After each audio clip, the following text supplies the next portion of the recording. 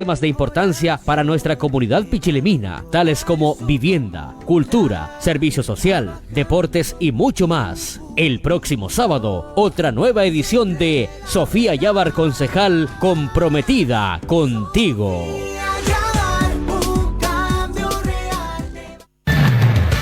Las opiniones vertidas en el próximo programa son de exclusiva responsabilidad de quienes las emiten y no representan el pensamiento de Radio Somos Pichilemu.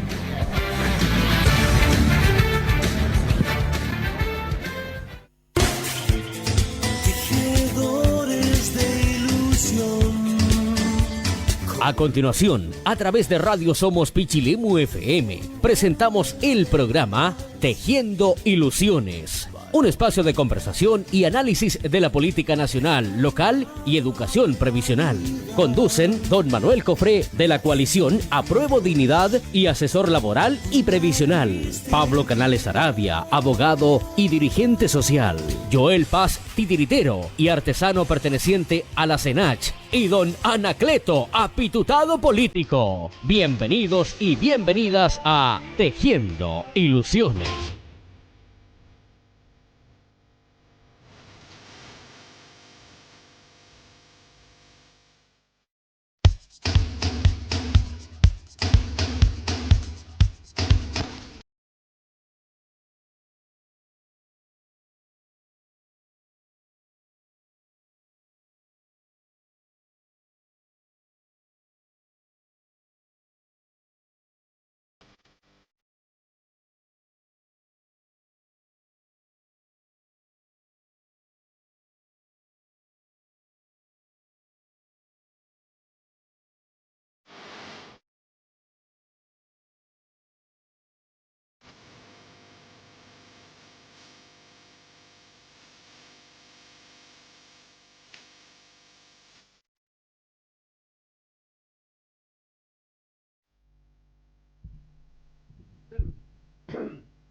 Hola, hola, muy buenas tardes. Los saluda Pablo Canales Arabia, abogado. En este sábado 4 de mayo, primer sábado de mayo, ya estamos en el quinto mes del año. Avanzamos a pasos agigantados este año 2024. Ya estamos en el quinto mes del año. Estamos preparando para este mes significativo. Empezar a saludar en este mes a todas las mamitas que nos escuchan, que están ahí en la sintonía de la radio Somos Pichilemu en el 106.7. Tenemos un día que empezó despejado, había un bonito cielo azul como caracteriza nuestra comuna de Pichilemu. Hoy día sábado, pero poco a poco se fue nublando. En algunos celulares ahí sale ahí un pronóstico de lluvia, algunas gotitas quizás pueden caer. Estaba corriendo un poquito de viento norte hace unas horas, un poquito más temprano. Ahora parece que ha bajado el viento, pero están anunciadas ahí unas poquitas gotitas. Eso sí, el día martes está anunciada una buena cantidad de agua, ya con característica más de temporal. Aparece una buena cantidad de precipitaciones y una buena cantidad de viento. Así que nuevamente el llamado que estuvimos haciendo también hace algunos sábados a limpiar las canaletas, a tener ahí la casa, los tubos de las boscas también, de las chimeneas, a tenerlos ojalá limpios para afrontar este otoño-invierno que ya estamos comenzando.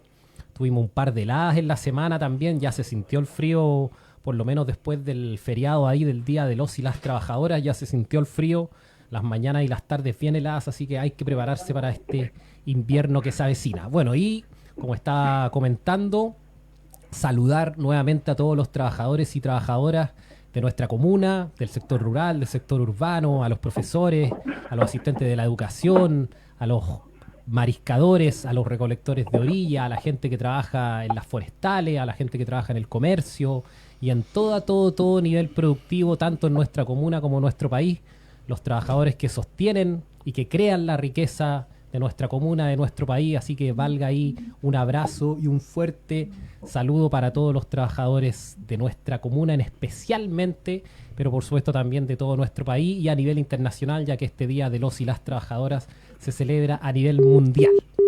¿No es así, Manuel? ¿Cómo estás? Muy buenas tardes, Pablo. Bueno, creo que usted ya dio todos los saludos a todos los trabajadores. Me quitó todas las palabras que tenía en mi repertorio para poder saludar a todas las y los trabajadores de nuestro país.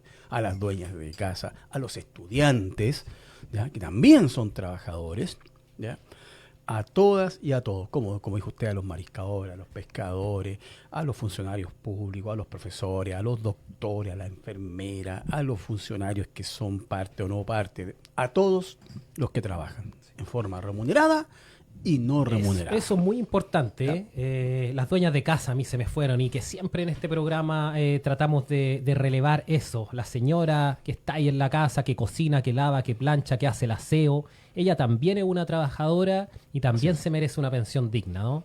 Así que por mi parte, bueno, efectivamente la pensión digna. Por mi parte, un saludo enorme y un abrazo enorme. Por mi parte digo, porque desde mi partido político, el partido de las y los trabajadores de Chile, del Partido Comunista, a todas y a todos los trabajadores de nuestro país.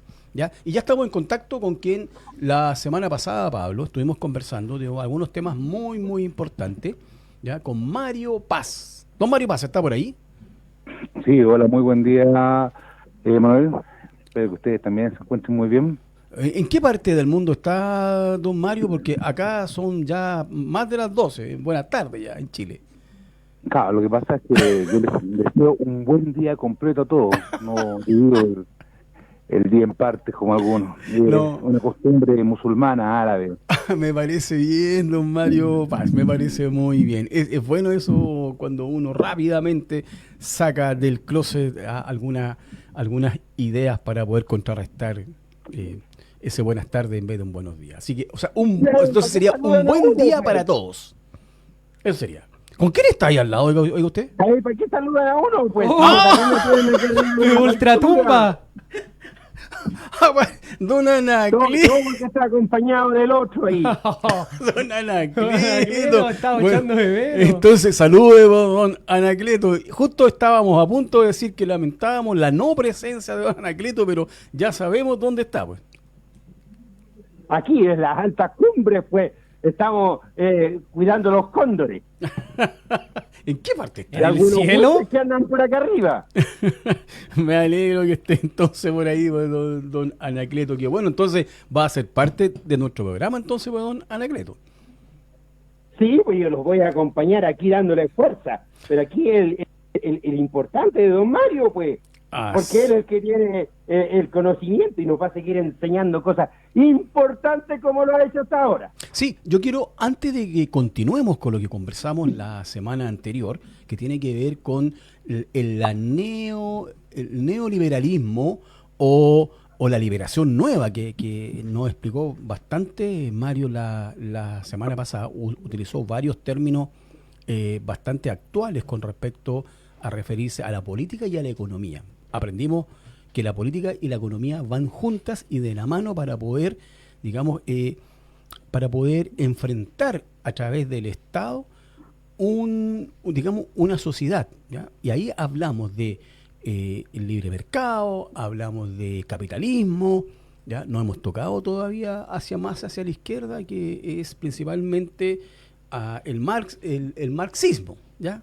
Entonces, pero nosotros nos abocamos principalmente por qué Chile es neoliberalista y quedamos en varios términos. Pero antes de ello, ¿ya? Queríamos hablar un poco de, aprovechándonos de esta coyuntura del 1 de mayo, del Día de las y los Trabajadores de Chile, ¿ya? Donde la CUT saca un pronunciamiento donde dice que necesitamos ir hacia un sueldo Vital.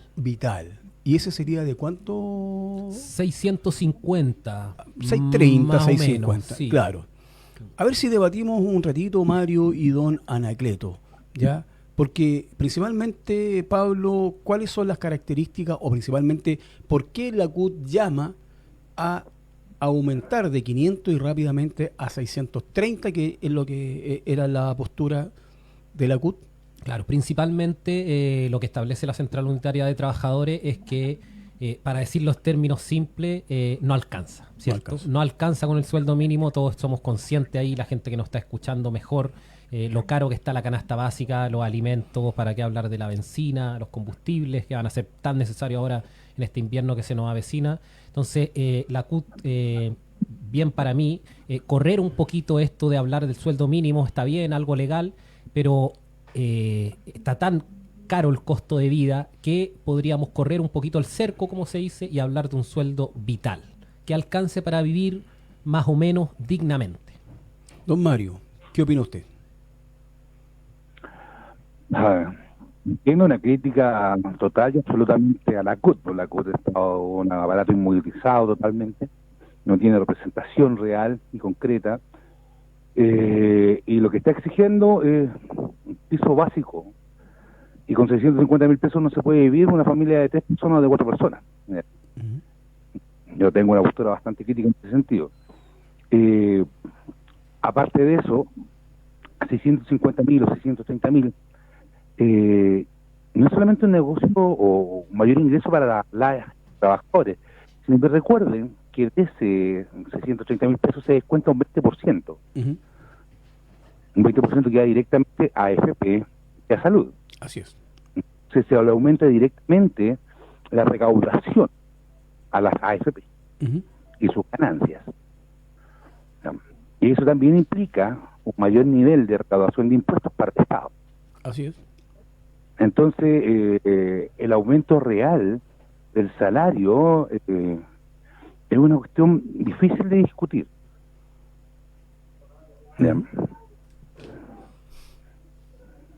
Ya, o sea, estamos hablando que sea lo que sea, pero a su juicio, Mario, entendiendo que usted es sociólogo, ¿cuál sería el salario más o menos decente para, hablemos de una familia conformada por 4 personas, digamos, papá, mamá, 2 hijos?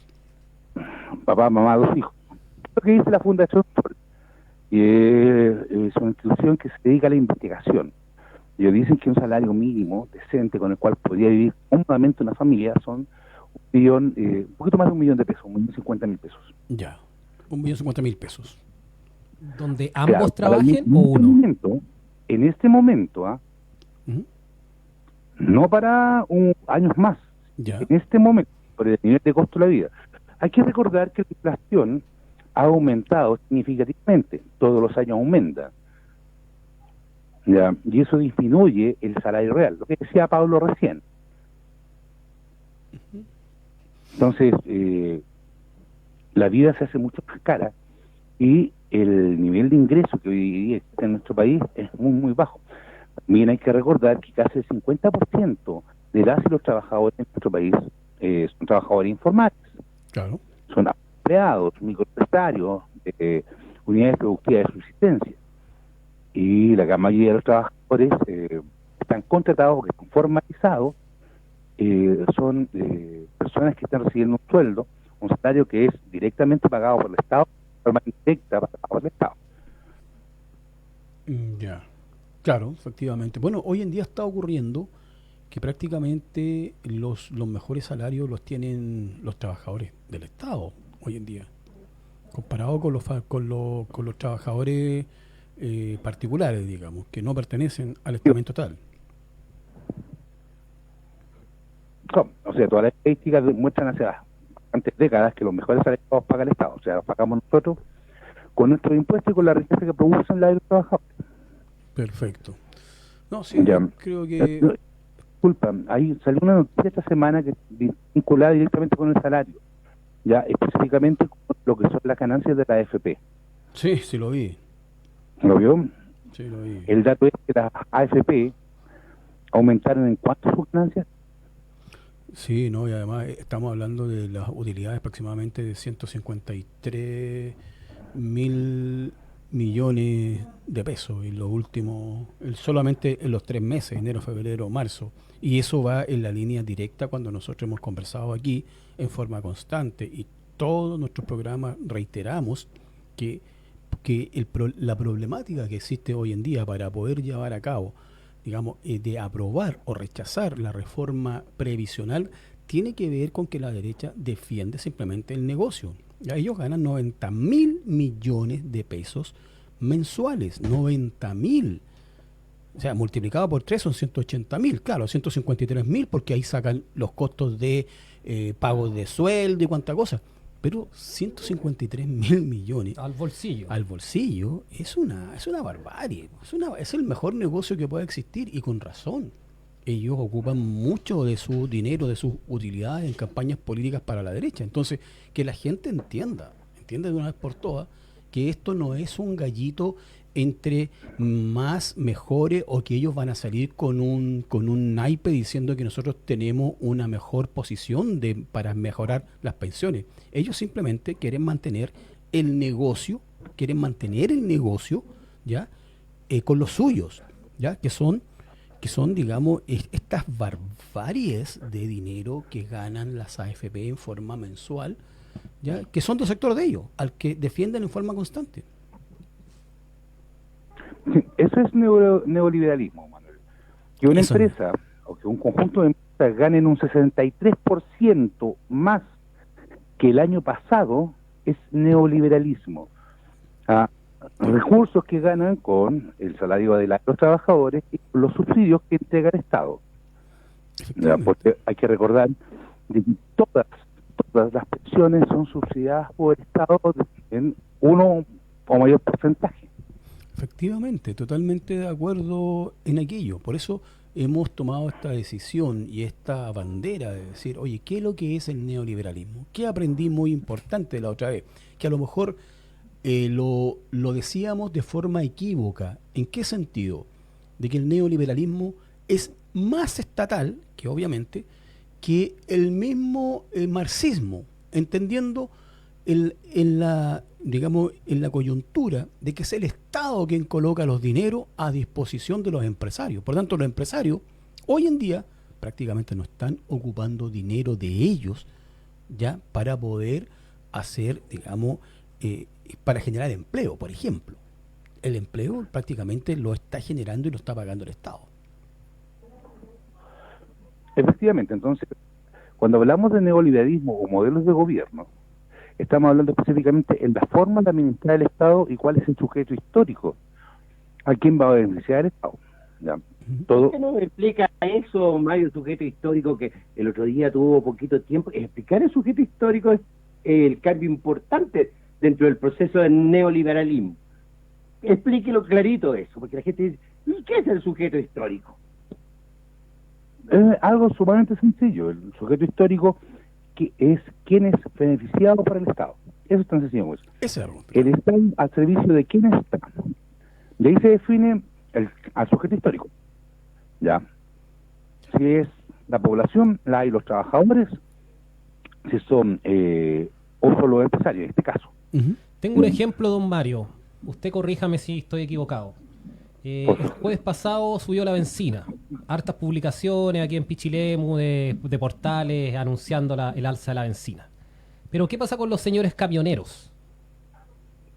Ellos tienen un subsidio, ¿no? Que están calladitos cuando sube la benzina todos los jueves.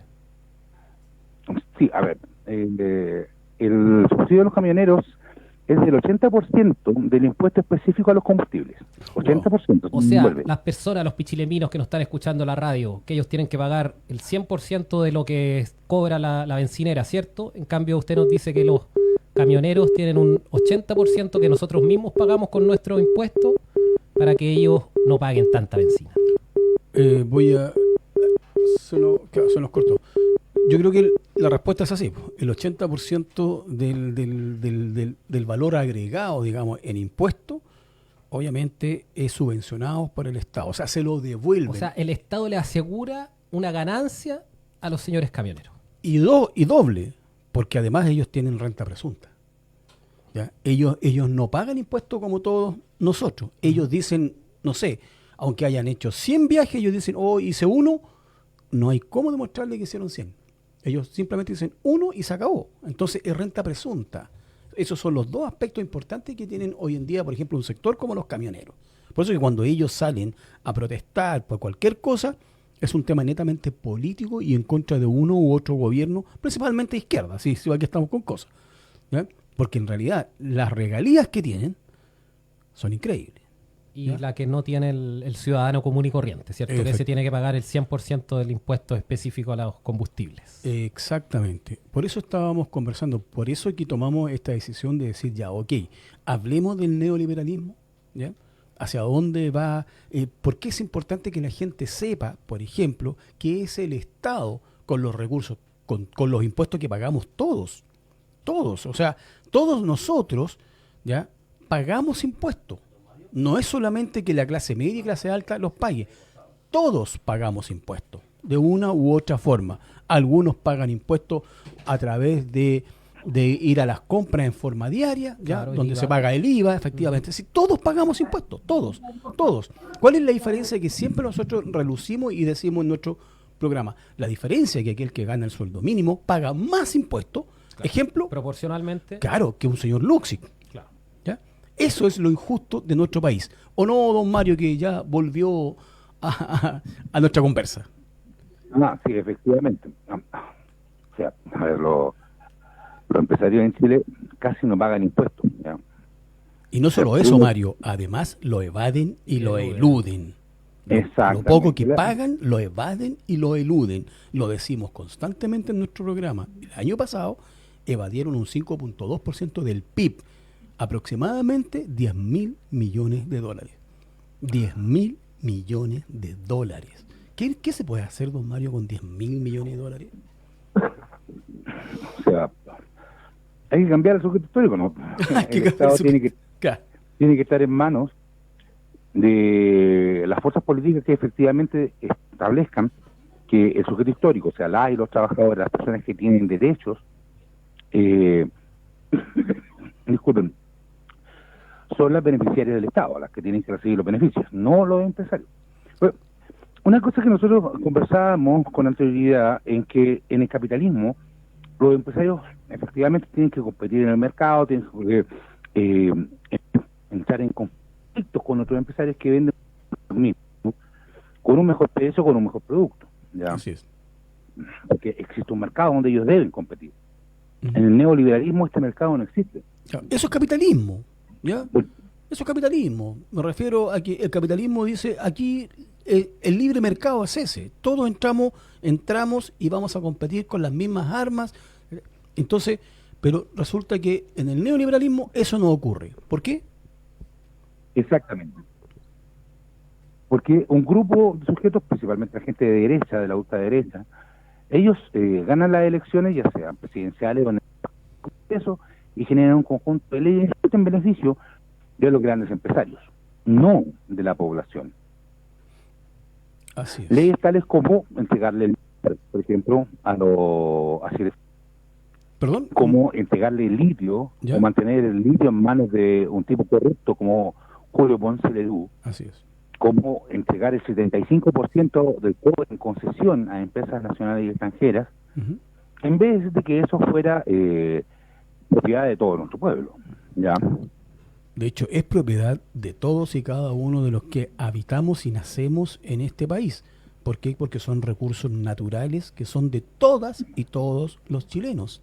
Y por lo tanto el Estado tiene que administrarlo de buena forma, que exista una mejor, proporción de ganancias, de utilidades, justamente para que vaya en los que más lo necesitan. Y no me refiero a entregarle dinero, me refiero a más escuelas, mejores hospitales y una seguridad social principalmente que les permita poder vivir en forma decente en su vejez. Claro, pero, a ver, esas siguen siendo premisas de carácter reivindicativa, ¿ya? Y son total y absolutamente justas, como, por ejemplo, pelear por mejorar el salario mínimo o un sueldo vital. ¿Ya? Pero no dejan de ser luchas reivindicativas. Acá la lucha, en ese sentido, tiene un carácter ideológico, porque la ideología la determina quién va a ser el beneficiario.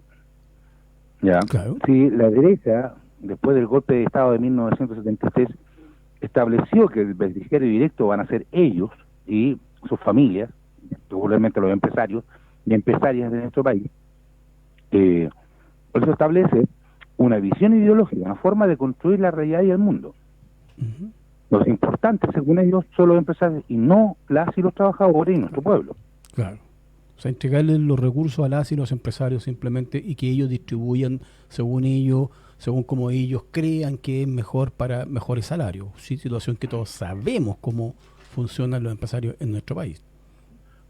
Manuel, esa es la lógica del chorreo.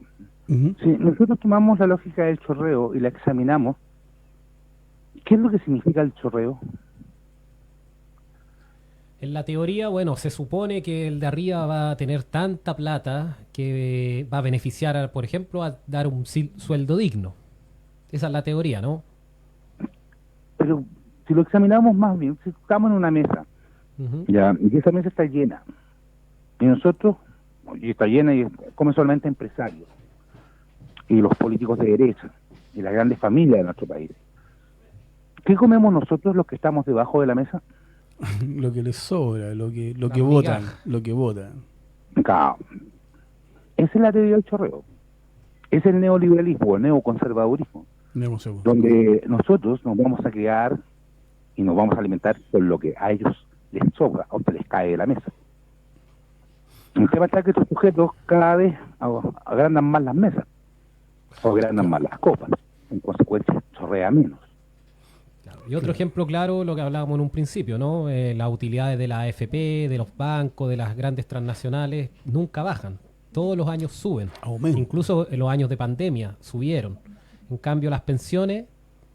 Las AFP, para que tengan claro, todas y todos los que nos están escuchando, ya nadie, absolutamente nadie, puede entrar a un sistema distinto que no sean las AFP. Por lo tanto, cada persona que entra, digamos que comienza a trabajar en forma remunerada, que tienen que descontarle, tal como dice Mario, descontarle dinero, digamos, para una futura pensión, todos entran, por lo tanto, todos entran al sistema previsional de AFP, ya al de ahorro forzoso. Por lo tanto, cada vez va a haber más utilidades, ya, que van a estar aseguradas para los dueños de las administradoras de fondos de pensiones.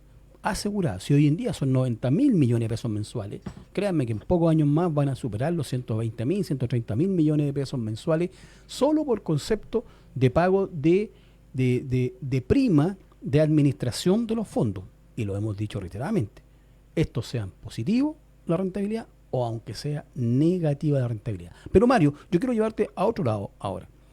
Estamos claros que el neoliberalismo o neoconservadurismo, ¿ya?, tiene una diferencia abismante con respecto al capitalismo, ¿ya?, donde el Estado tiene mucho mayor influencia en el capitalismo. Ahora, ¿cómo lo vamos a contrarrestar, por ejemplo, con el marxismo?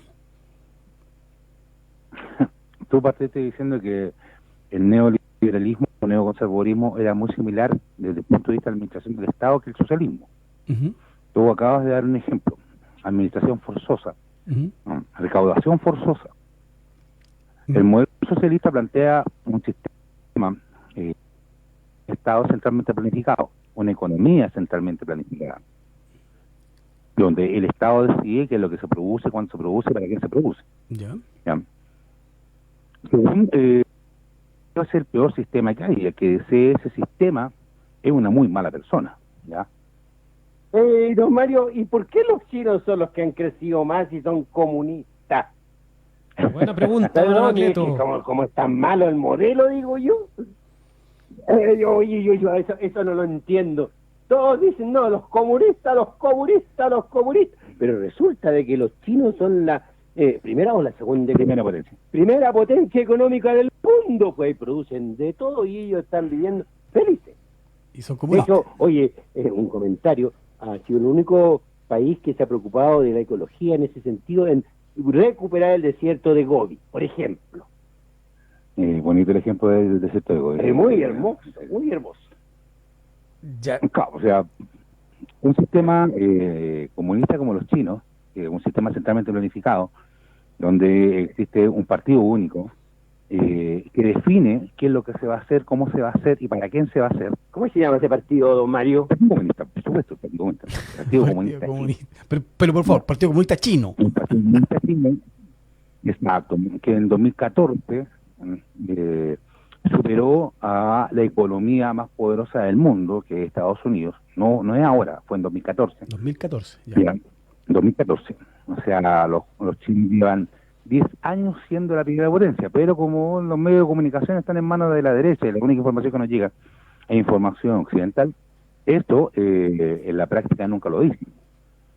Pero las estadísticas dicen que en 2014 los chinos superaron a los norteamericanos y a los europeos. De hecho, Estados Unidos está endeudado, digamos, en deuda externa con los chinos en una porrada de millones de dólares, porrada. O sea, China es la primera reserva mundial de dólares, tiene más dólares que Estados Unidos. Wow. Y Estados Unidos no tiene máquinas. Wow. O sea, a ver, esas son las lógicas. A nosotros siempre nos han dicho que el sistema comunista es malo, que el marxismo es malo, y que matan guagua, o sea, Malacur se mueren las guaguas. ¿Ya? Porque las comemos. El sistema. El peor sistema. Y el peor sistema, por ejemplo, en una isla chiquitita tiene el mejor sistema de educación, tiene el mejor sistema de salud, tiene constitucionalmente establecido el derecho al trabajo, claro, el derecho a la vivienda. Y todos cuando miramos para esa isla chiquitita que es Cuba, sí, la miramos como Satanás. Claro, la pobreza. Entonces, la pobreza y la miseria, claro, pobreza y miseria, comparativamente ¿con qué? Claro. ¿Con qué? O sea, ¿cuál es el tema en Cuba? No hay multimillonarios, no hay ricos. Entonces la gente todavía vive con un estándar similar y tiene lo que necesita. Claro. Por mucho que la prensa diga lo contrario. O sea, pero volviendo a este eje neoliberal marxista, el neoliberalismo, que es una fuerza política y ideológica de la ultraderecha, se dio cuenta que el sistema centralmente planificado era mucho más eficaz que el sistema capitalista. Porque en el capitalismo las personas, los empresarios tienen que competir. Y en la competencia alguien gana y alguien pierde. ¿Ya? Entonces, para evitar que alguien gane o alguien pierda, los neoliberales dijeron, no queremos eso, porque nos da susto, podemos poner nuestra riqueza, y es mejor apropiarnos del Estado y generar un sistema centralmente planificado, donde el Estado esté en servicio de nosotros, los empresarios, y que el trabajo, la riqueza que produce el trabajo de los distintos pueblos, vayan directamente en beneficio nuestro. Porque no solamente producimos la riqueza que se llama bolsillo de los empresarios, sino que también la financiamos a través del ahorro forzoso de la AFP. Claro, ¿ya? Sí, y no solamente eso, sino que aparte de eso pagamos impuestos. Así es. Entonces le integramos riqueza, nuestra riqueza, al Estado, que hipotéticamente debería entregarnos un conjunto de beneficios. Pero no nos entrega los beneficios, sino que se lo entrega a los empresarios. Así es. Entonces, los trabajadores, en este modelo neoliberal, neoconservador, lo que hacen es producir riqueza a través del trabajo para los empresarios.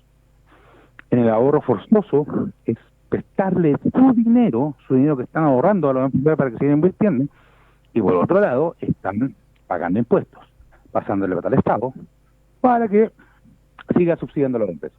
Para que financie todos los proyectos laborales como caminos, carreteras que son licitados, pues. Claro, en pocas palabras, somos las y los trabajadores los que efectivamente creamos las riquezas, y el Estado, a través del neoconservadurismo o neoliberalismo, ya se la entrega a los empresarios para que ellos simplemente, digamos, puedan ejercer políticas públicas, digamos, como el derecho al trabajo, que obviamente no está directamente regulado a través del Estado, sino que son ellos los que principalmente definen la política hacia adelante. Hay que decir que no está asegurado el derecho al trabajo. No, para nada, si no está asegurado, al contrario. Y yo creo que una de las formas de medir aquello que estamos conversando es simplemente que cuando ocurren tragedias o crisis, por ejemplo, crisis económica, somos los trabajadores los que perdemos, obviamente, propiedad sobre la riqueza. Me refiero a menor sueldo y todo, menores garantías, menor seguridad social, pero sin embargo las y los empresarios aumentan drásticamente sus utilidades. Lo vivimos hoy, hace muy poco, no hoy, sino que hace muy poco, a través de la misma pandemia. ¿Cómo los trabajadores simplemente, muchos fueron sacados de sus trabajos, la crisis económica se instauró, el Estado tuvo que simplemente generar algunos bonos, se abrieron las cuentas personales de los ahorros forzosos de las AFP, pero al final todo es plata, si no es por los impuestos, a través del ahorro. Los empresarios aquí no hicieron absolutamente nada, y sin embargo aumentaron en 2 y algunos en 3 veces sus utilidades. Con respecto a eso, nosotros somos una sociedad que vive bajo la lógica del miedo. Sí, hasta el día de Vivimos hoy. viendo y escuchando de asaltos, asesinatos, secuestros, robos. Pero Portonazo. también vivimos con un miedo permanente, que son las crisis económicas. Ujú. ¿Mm? Ese miedo permanente que siempre está ahí, que viene una crisis, que la pandemia, que a los empresarios les fue mal, y cuando eso ocurre, el Estado y los medios de comunicación dicen hay que petarse el cinturón. Claro. Y siempre nos están diciendo que hay que petarse el cinturón. Porque la cosa está mala. La cosa está mala, chicos, está acá. Entonces hay que apretarse el cinturón. Pero lo único, como tú bien dices, Manuel, en este país que se peten el cinturón son las y los trabajadores de nuestro pueblo. Así es. Así es. El resto, obviamente, aumenta sus utilidades. Sí, siempre se nos dice por la prensa que nunca es buen momento, por ejemplo, para subir el sueldo mínimo. Jamás. O hay crisis, o no, es que ahora estamos bien, la economía está bien, entonces no vayamos a subir el sueldo y que la embarrada, o al revés, no, es que hay crisis económica, no podemos subir el sueldo mínimo. De hecho, la subida del sueldo mínimo a 500.000 pesos, y corríjame usted, don Mario, usted sabe bastante sobre este tema, tiene que ver principalmente porque el Estado ya se compromete a colocar más dinero principalmente para poder aumentar el sueldo mínimo. Es el Estado, no son los empresarios. ¿Es así o no? O sea, el Estado subsidia a la empresa privada pagando un porcentaje de sueldo. En algunos casos, el Estado paga el 50% del salario de los trabajadores y el 50% del pago de las imposiciones. Exactamente. O sea, recuerden que el Estado, cuando aumentó el salario mínimo, es que iba a ser a 500.000 pesos, le entregó un porcentaje, ¿no?, de ese aumento a las microempresas. Hubo que llegar a un acuerdo con ellos, para que las microempresas no se quejaran de que tenían que subir el salario mínimo. Uh-huh. Y eso fue el año antes pasado. Exactamente. Antes pasado, que el Estado se comprometió a entregar los subsidios a la microempresa para aumentar el salario mínimo. Así es. Y lo dijimos en otro Entonces nos programa. salió del bolsillo de los empresarios. Así es, así es. Eso es neoliberalismo. Eso es donde el Estado prácticamente subvenciona en su totalidad a los empresarios, ¿ya? Entregándoles la riqueza de los trabajadores, de las y los trabajadores de Chile. Sí, interesante conversar estos temas para que la gente pueda entender, ¿ya?, que aquí no son los empresarios los buena onda, ¿ya? Porque siempre vemos, por ejemplo, en la Teletón, donde algunos empresarios colocan harto dinero, pero ese dinero que ellos colocan lo rebajan de impuestos. Exactamente. Entonces ellos no es que estén regalando parte de sus utilidades, ¿ya? Ellos simplemente, ellos no regalan nada. Y eso tienen que tenerlo todos muy claro. El empresario en nuestro país no regala nada, ¿ya? Solamente lo hace porque le dan la oportunidad de rebajar impuestos. Eso es. Y esas son las leyes que han creado el Senado, pues, chiquillo, que está en manos de la derecha, pues. Y diputados también. Y diputados también, pues. Así Todo eso es. está en manos de la derecha. Disculpen. Oye, yo creo que está interesante el tema, pero antes de irnos, porque ya nos está echando, solo quiero... Perdón. 2 avisos voy a pasar de ahí. Ya. Cortito. Dale más. No, quiero ver porque a raíz de todos los hechos ocurridos en el sur, ya con el ajusticiamiento que le hicieron, digamos, a los 3 carabineros, ya se están apresurando con algunas leyes, pero apareció de ahí algo muy terrible, que es volver la justicia militar, ¿ya? Yo no sé, o sea, creo que algunas palabras de la ministra Toá y de Elizalde me son muy, muy ciertas. O sea, ¿en qué momento se dan un gustito la derecha para reinstalar la justicia militar en estos temas? ¿Qué tiene que ver la justicia militar con lo que ha ocurrido últimamente en nuestro país? Mario, ¿qué opinión tienes tú con respecto a eso? Antes de que ocurrieran estos hechos en Cañete, donde fueron asesinados 3 oficiales de la policía, habían serios problemas directamente con la policía, hay que decirlo. Sí. O sea, el general director de Carabineros, el señor Yáñez, estaba a punto de ser formalizado. Incluso estaba listo los 5 nombres que podían suceder a este general. Sí. Eso como primera cosa, ¿ya? Y habían 2 temas más vinculados que eran de suma importancia con respecto a esto. Ya, uno, una ley de amnistía que estaban proponiendo dos parlamentarios de la UDI para que beneficiara directamente a todos los funcionarios públicos pagados por nosotros, particularmente carabineros, por haber violado los derechos de las y los ciudadanos nacionales en el periodo del estallido social. Ya, y eso no tenía ningún peso. Y la discusión con respecto al tema de la justicia militar. ¿Ya? Claro. Más que la justicia militar, sino que la lógica de la violencia que se podía aplicar en cualquier momento por parte de las fuerzas policiales para enfrentar cualquier tipo de situación. ¿Ya? Todo eso no estaba en la primera plana de la discusión. Posteriormente al asesinato trágico de estos carabineros, esos 3 puntos pasaron a la palestra. Claro. Y hoy día estamos discutiendo, como tú bien dices, la RUF, que tiene que ver específicamente con la utilización de la violencia y la participación de la justicia militar en cualquier tipo de hecho donde participe un funcionario público uniformado. ¿Ya? Así es.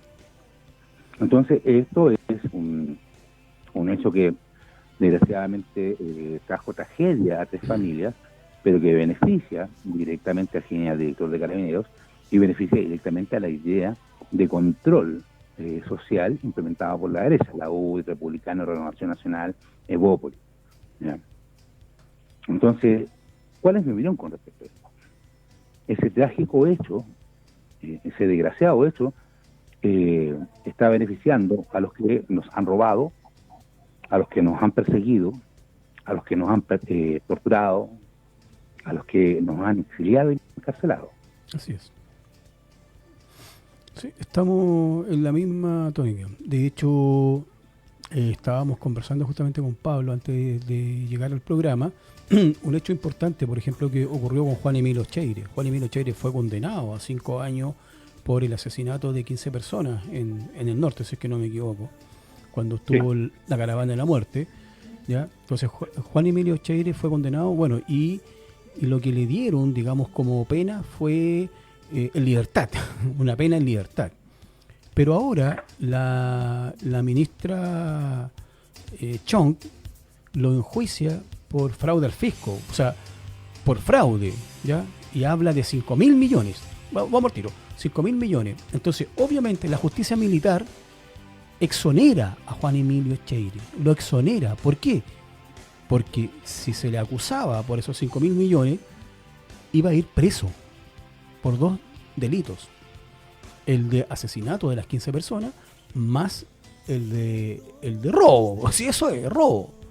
Entonces, al final del día, la justicia militar, a muchos en este país, a la gran mayoría, no le da confianza. A mí no me da confianza la justicia militar, por ningún motivo. Así que encuentro que efectivamente este gustito que se está dando la derecha, ya más que consolidar, digamos, el hecho mismo de lo que ocurrió en Cañete, ya, un hecho, como dices tú, desgraciado y trágico, simplemente se están aprovechando de lo que ocurrió para avanzar en su agenda política de la derecha. Y lo lamento mucho, porque es ahí cuando uno comienza a poner en duda muchas cosas. Sí, cortito, Manuel, hay unos perritos abandonados, los 5 YAR, pueden buscar ahí más datos, son 2 perritos, un macho y una hembra de 2 meses, están con sus vacunas al día, están desparasitados, se entregan con compromiso de esterilización y vienen con regalo unas clases de adiestramiento. Así que para todos quienes quieran ahí adoptar a 2 perritos muy simpáticos, un macho y una hembra, pueden contactarse ahí con el Instagram de los-sin-collar. Perfecto, muy bueno. Nada más que despedirnos, disculpe don Cote, ya creo que fue un programa bastante interesante, aprendimos bastante con respecto a la política neoliberal o neoconservadurismo, don Cote, aprendimos cosas nuevas, ya el capitalismo bastante más interesante que el neoliberalismo y obviamente el marxismo, que tiene que ver con lo que acaba de decir don Mario Paz, sociólogo, y síganlo en su web, Los Hijos de Mafalda, ¿ya? Ahí loshijosdemafalda.cl, búsquenlo y van a ver varios temas sumamente interesantes, quién paga los sueldos en Chile, varias cosas más. Solamente decirle muchas gracias a todas y a todos, espero verlos nuevamente y obviamente que nos escuchen el próximo día sábado a través de la radio Somos Pichilemu 106.7.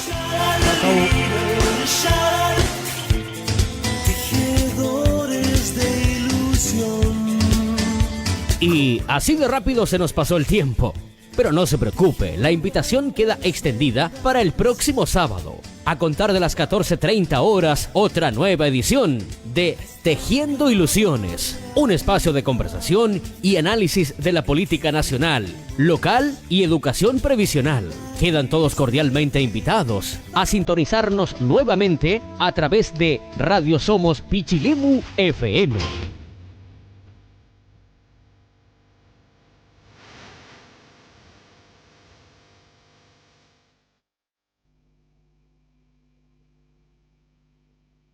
Una radio con personalidad y estilo propio. Somos auténticos y originales. Somos Pichilemu FM 106.7, la radio de tu corazón. La preferida, regalona y única. Porque me gusta y no me canso de escucharla todo el día.